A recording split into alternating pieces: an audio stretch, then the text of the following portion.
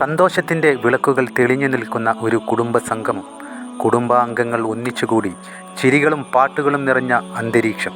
അവിടെ ഒപ്പനയുടെ താളത്തിൽ നൃത്തം ചെയ്യുന്ന സ്ത്രീകൾക്കിടയിൽ അപ്രതീക്ഷിതമായി ഒരു ദൃശ്യമുണ്ടായി. ഒരു സ്ത്രീ ഹൃദയത്തിൽ സന്തോഷം നിറഞ്ഞു നിൽക്കുമ്പോൾ തന്നെ ഒരു വാക്കുപോലും പറയാതെ കുഴഞ്ഞു വീണു. ആർക്കും വിശ്വസിക്കാനായില്ല. കുറച്ച് നിമിഷങ്ങൾക്കുള്ളിൽ അവളുടെ ജീവൻ തീർന്നുപോയി. എങ്കിലും ഒരു തെറ്റായ നിലയിലല്ല. തൻ്റെ കുടുംബമായ സഹോദരി സഹോദരന്മാർക്കിടയിൽ തങ്ങളുടെ സന്തോഷം കൊഴുപ്പിക്കാൻ ശ്രമിക്കുന്ന ഇടയിലാണ് ഈ സഹോദരിക്ക് ദാരുണ അന്ത്യമുണ്ടായത്. നമുക്ക് തോന്നും, ഞാൻ ആരോഗ്യമുള്ളവനാണ്, നാളെയും ഞാൻ ജീവിക്കുമെന്ന് അറിയാതെ കരുതുന്നു. പക്ഷേ നിശ്ചയമായും നമ്മളെ അടുത്തുകൊണ്ടിരിക്കുന്ന മരണത്തെ ഒരിക്കൽ പോലും ചിന്തിക്കുന്ന തരത്തിലേക്ക് നമ്മൾ മാറുന്നില്ല. നോക്കൂ, അത്രയും നിശ്ചയമായിട്ടാണ് മരണം നമ്മളെ പിടികൂടുന്നത്.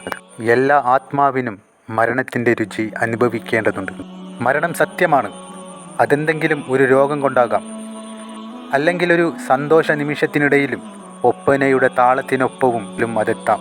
നമുക്ക് എത്രയും പ്രിയപ്പെട്ടവരായാലും അവർക്ക് നൽകിയ സമയപരിധി കഴിഞ്ഞാൽ മനുഷ്യൻ്റെ കൈകൾക്ക് ഒന്നും ചെയ്യാൻ കഴിയില്ല. അതാണ് അള്ളാഹുവിൻ്റെ വിധി. ഇത് നമ്മെ ഉണർത്തുന്ന ഒരു കാര്യമുണ്ട്. നമ്മുടെ ജീവിതം എങ്ങനെയാണ് നാം നയിക്കുന്നത്? മരണമെത്തുമ്പോൾ നമ്മെ അള്ളാഹുവിൻ്റെ സ്മരണയിൽ കാണുമോ, അല്ലെങ്കിൽ ഈ ലോകത്തിൻ്റെ ആകർഷണങ്ങളിൽ നിറഞ്ഞവരായിരിക്കുമോ?